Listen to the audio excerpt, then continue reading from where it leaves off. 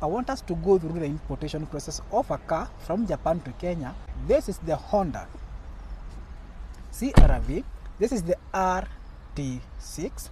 That means it's the 2000cc Honda CRV hybrid option, and this unit comes with a panoramic sunroof. You can get without a panoramic sunroof or without a sunroof, depends on your preferences and taste, but this client wanted this unit with a sunroof, and he was very specific because he said he wants a brown interior with ventilated front heated seats, and that is what we delivered.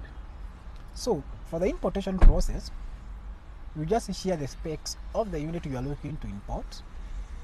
Sisi kama Best Cars tunaingia kwa soko, tunakufanyia sourcing,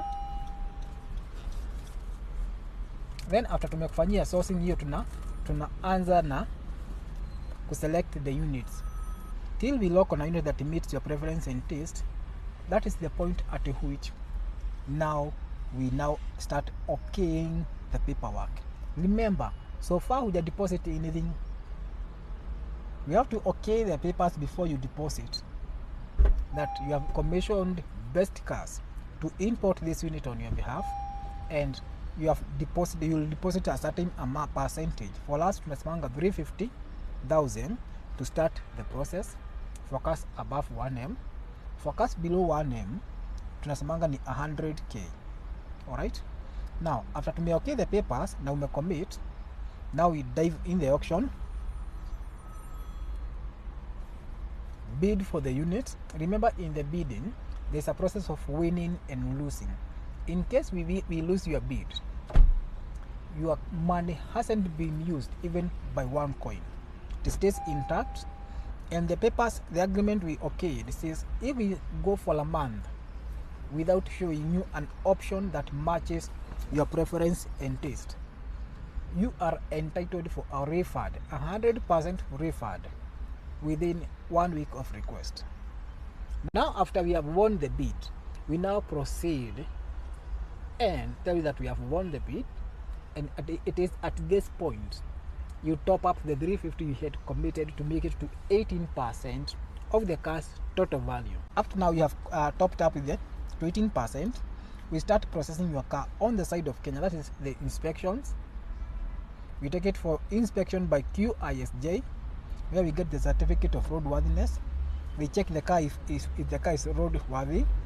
We check if the car is right hand drive.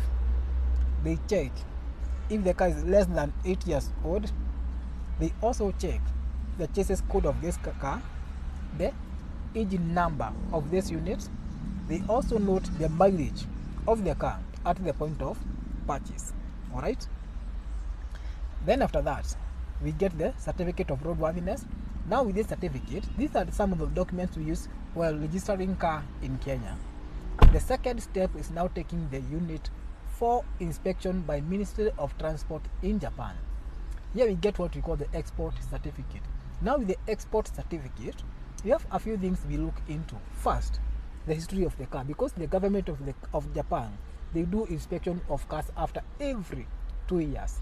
Alright, so if it's a 2020 model, we just know it has been inspected 2018. That means the odometer reading of this unit was registered by the government of Japan, and 2016 the unit was inspected. That means the government has the history of this car. Now after we get the export certificate, we have the permission to export this unit, because the export certificate gives you the permission to export anything from the country of origin to the country you are taking it to. Now with this, we have the Certificate of Roadworthiness from QISJ, and we have the Certificate of Export by the what we call the Export Certificate by the Ministry of Transport in Japan. Now after we have those two documents, we now start processing the unit for shipping.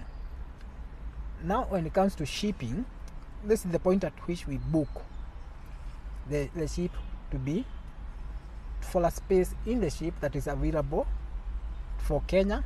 And once we get a slot in the ship,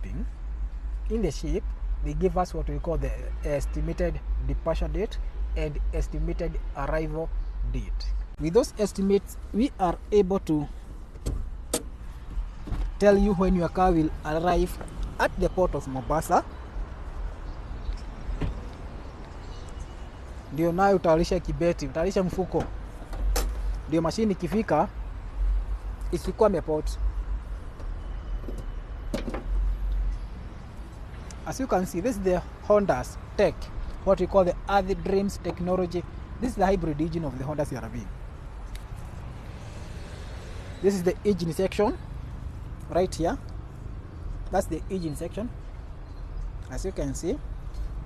And back here we have the electric motor.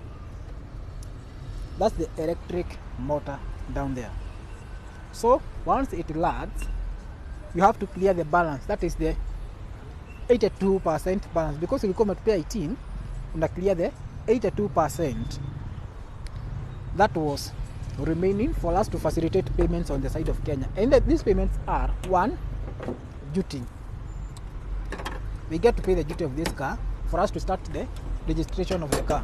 Otherwise, without paying the duty, the government of Kenya won't allow us to clear the car. Once we pay the duty, of the car, now we are in a position whereby we can start registration and clearing from the port. At the port, remember, you have to use the clearing agents, and we have a clearing agent ready to clear your car for you. Remember, with the best cars tunafanyanga all the hassle on your behalf, from sourcing up to delivery. Like for this unit, this is now what we call delivery. This is a unit that has been purchased, has gone through all those steps, and it's delivery time. This unit is super spacious. I'm telling you, the Honda CR-V is no joke. It's an SUV that beats them all in terms of space, because it's super spacious. Now, after clearing your car at the port of Mombasa, we start what we call the delivery. Now we book for a slot at the car carrier, whereby the car carrier is on Tuesday, tunakuja Nairobi na tutakuja na mashini yako. Then at that point, we are able to tell you mashini inakuja on a particular date, be ready, ama tuma driver, ama come for it. So with us, you need not to worry, because the process is self-reliant. Tukianzia tu hivi upon selecting the unit, the rest is self-reliant, because it's the process that has been there for the longest. So if you'd like to import a car from Japan to Kenya, contact Best Cars for Sale in Kenya Limited. We will assist you import any unit from Japan to Kenya. And in less than 2 months, the unit will be at your home stand, delivered and ready for use.